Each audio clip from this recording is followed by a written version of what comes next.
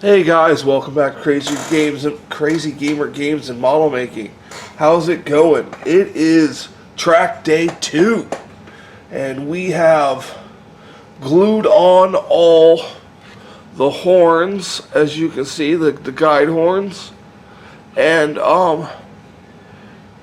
before we move on to cutting these out and cutting this off and seeing how many of these guide horns we lose, I want to take another look at the reference picture. We looked at the reference picture in the last video and realized which way to glue on the horns, which was a little bit different than what was in the instruction book. So I'm going to get out my Panther book. Okay, I'm just going to look at the cover here because it has the...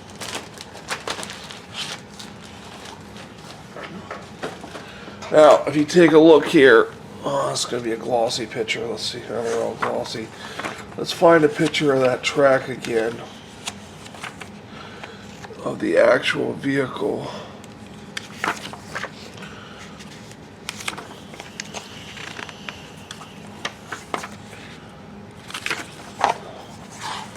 Well, it's going to be this one right here is what we're going to see.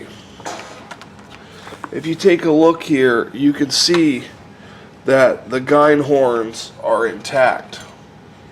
If you look up there on the top there, you need the whole guide horn. Okay, in the instruction manual,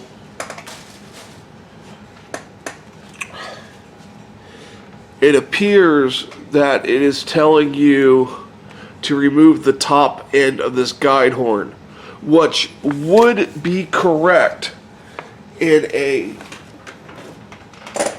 Yagged Tiger, I know, because I'm going to be doing a Yagged Tiger. And in the Yagged Tiger, you can see the top of the guide horn is cut off. And I'm not sure if that is the case for the King Tiger. Let's see if that's the case for the King Tiger. Yeah, see, that is the case for the King Tiger. The top of the guide horns are cut off and removed. So I guess that was something they did on the King Tiger. And I do know that these are the same tracks that are in the King Tiger. Because I've looked through the box of my King Tiger. They're all these length where you got to glue the guide horns on. So I'm thinking they just copied this instruction and put it in all the books. So don't take off the tip of the guide horn. I looked at the reference photos for the Bergepanther and other Panther tanks. You're going to leave the guide horn intact. Just going to trim off the sprue part. So that's that. I tell you, I spent a good amount of time last night on Google trying to find images on what to do. So, alright, we got our guide horns glued on. I glued them on last night. So we're going to take our track pieces off. We're going to take this one off first. This one is C3.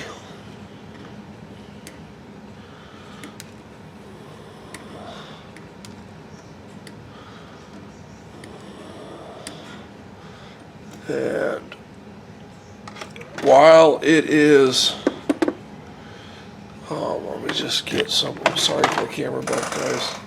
I don't have the, wow, my glasses just broke. Okay. I don't have the steadiest tripod. Alright, so I'm going to come in here. I'm going to get my skid ear stick if I can find it. Take this one. I don't like that one.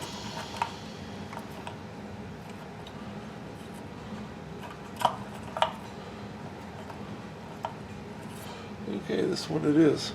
So I'm just going to come in here and I'm going to take off the nub.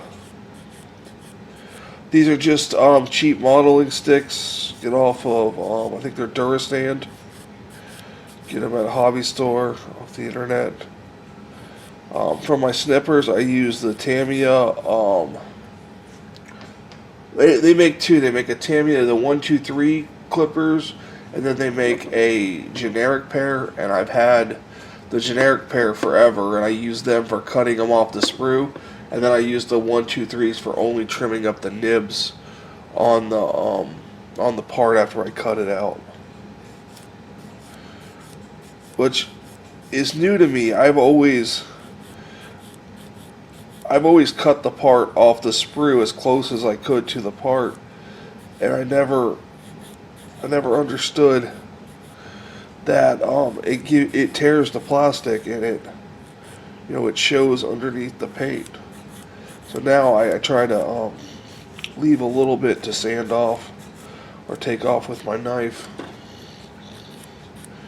Little finer stick. I got this finer stick at Hobby Lobby.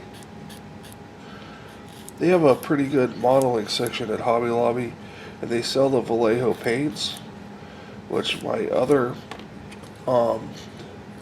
hobby store doesn't sell them anymore. That's why I was able to get some on clearance. They're supposedly getting AK Interactive and MIG paints, which I have never used. I see a lot of people use them. I see a lot of kits have them for callouts, but I don't know. I've never used them. I've used the AK True Metals one time, and that was about all I've used. Okay, so now I'm going to come in here with my 123 Tamiya cutters here, and I'm going to attempt to cut all these gates here.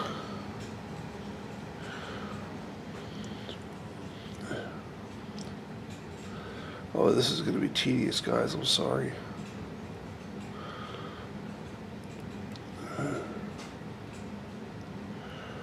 I'm just going to show you how to cut them off. I glued them all up. Some of them are going to need to be softened with extra thin and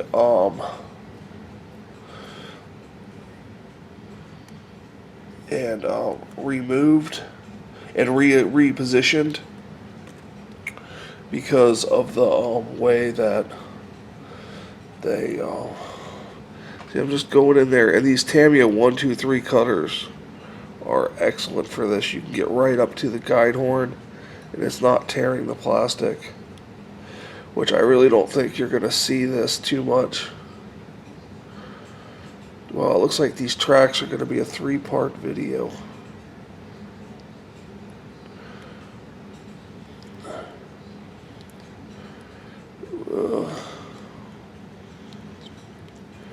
Almost done with this one, guys. Sorry about that. Okay, so as you can see, I was able to cut that off, and the guide horns are on there. We look at it, they're straight. So let's get this in the scrap pile over there. So I'm going to show you cleanup on one of the ones I've already cut both sides off of, this 4-1. And as you can see, there are little pieces of nibs on there that you could, in all fairness, you could leave, because I wouldn't judge you for it. So I have this super thin stick. I'm just going to gently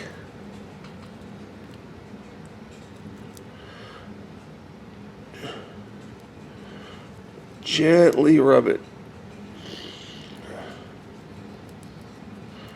Just like that. No pressure. Just gonna let the sander do all the work.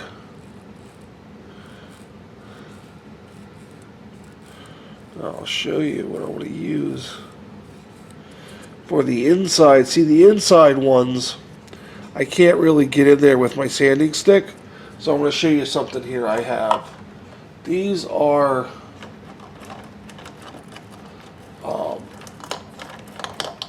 FlexiFile offcuts from FlexiFile. They're hard to find. They come in a box. I actually have a new box because they were on sale too. But they're called cut and trim, and they basically they're thin sticks like these, and they normally all of them have a a section like this on it. I cut that section off so I just have thin sticks. And then they come off of their flexi file, their stick. It's like what they use to cut out. And then they sell these in a pack. I'm not sure how much. It's not expensive. But I'm a huge fan of the flexi file sanders, especially their sanding frames. I have a feeling, I use these a lot now. I have a feeling these are going to come in handy when I do the aircraft. So I'm looking forward to using those. But yeah, they have little thin ones, and like this one is medium grit. So I should be able to. And see, I'm not quite able to get that in there. So what I'm going to do is I'm going to take my non-123 files and I'm going to cut it right there. Cut it right there on the plastic. So I have a thinner section there. Let's see if that works.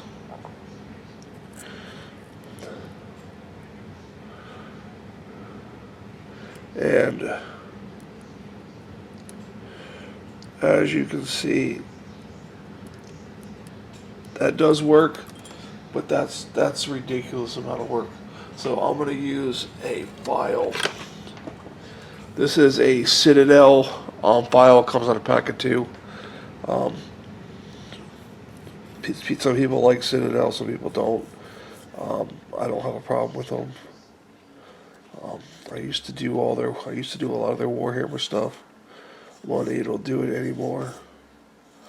So, I'm doing these tanks because, with my medical conditions, this is what I do. This is kind of like therapy for me. It enables me to occupy my mind and not worry about other problems. It lets me concentrate and helps build up my strength in my brain. Okay, so I cleaned that up. We're going to get a little dusty brush here and dust it off. And then there we go. We got that cleaned up and ready to go. And as I showed you before, this is one of the tracks. Now, let's see which way these are going to go on. We'll put these back because they didn't help us.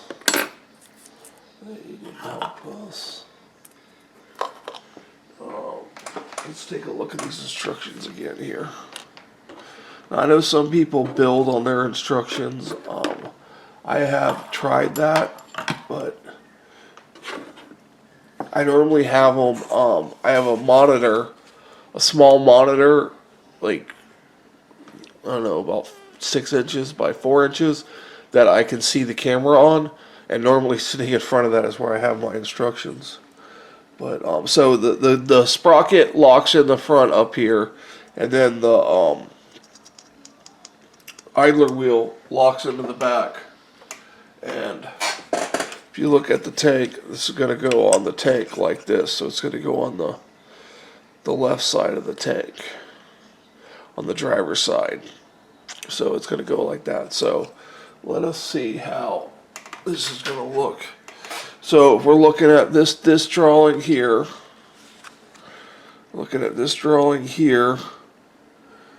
this 4-piece right here, this 4-piece, what is C2? What is C2? C2 must be single tracks. Let's see here. Yeah, C2 is all single pieces. So it would go on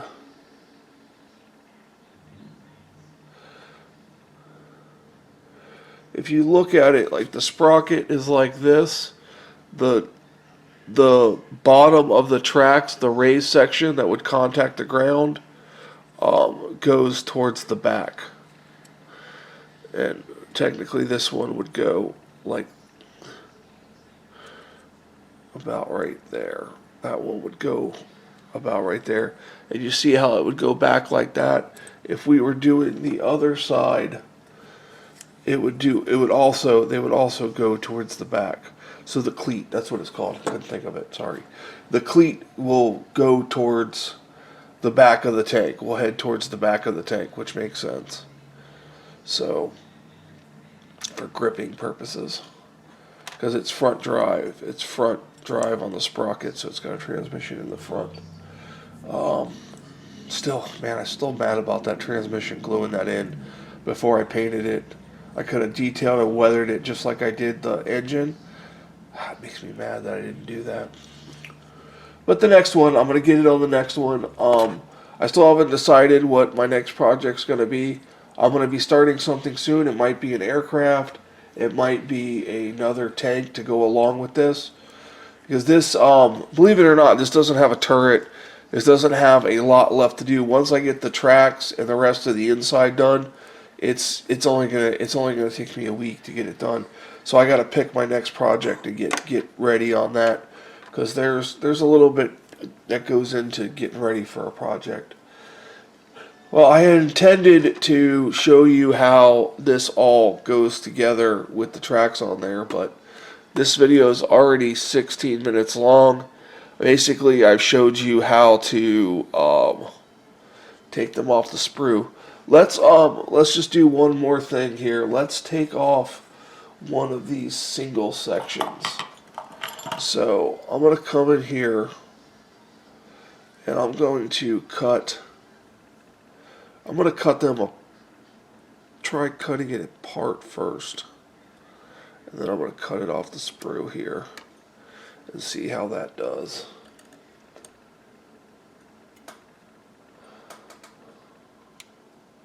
So we got that. Let's see how it does going one at a time here. So I'm going to come in here with my 1, 2, 3s, and I'm going to there, there,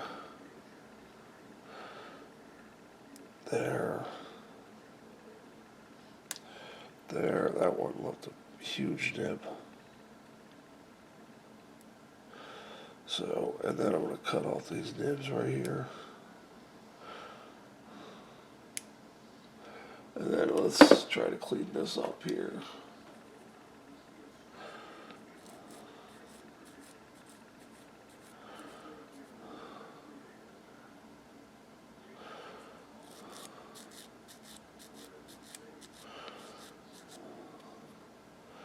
That up.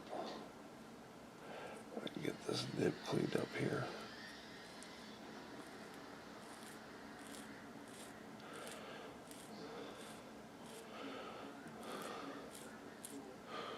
I'm sorry if that was off camera, guys. I'm real sorry. I gotta bring it up to my eyes here. I'm using a magnifier, but it's not sitting right because I broke it. But it's not as it's a cheap part. It's just I broke it. I'm big and rough, and probably model making's not the best task, but I enjoy it and it calms me. Definitely calms me. Appears there's a little something in the middle of the track right there that I'm just going to sand out. Probably just a little bit of glue. And I don't see any pin marks in these tracks at all. And then we'll check it along. We'll put the cleat to the back and we'll check it to see if it fits in the track, and it does. It fits. The spacing looks good. And as you can see, I believe it'll just click in like this, but there might be a little bit of cleanup. Yeah, it does. It just drops right in. A couple dabs of glue, and you'll be able to get the different angles on it. I did notice right here this little piece of flash right in there that could foul up your connection. So get that out of there.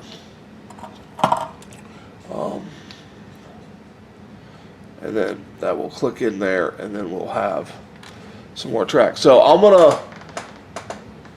going to take these all off the sprues, and I'm going to take all the nibs off, clean them up, and I'm going to glue up one of the tracks to get a feel of how it goes. And then tomorrow I'm going to glue up the other track on camera for you, and I'll show you how I'm going to glue it up in 2 pieces so I can take it off and paint it and weather it and put it back on. So I think that's how it has you do it in here. You don't glue it on the bottom, and gives you a little bit of stretch. But we'll see if I like that way or if I come up with a different way of doing it. So that's it for this video. Thank you for watching. For Crazy Gamer Games and Model Making, I'm the Crazy Gamer. You guys have a great day.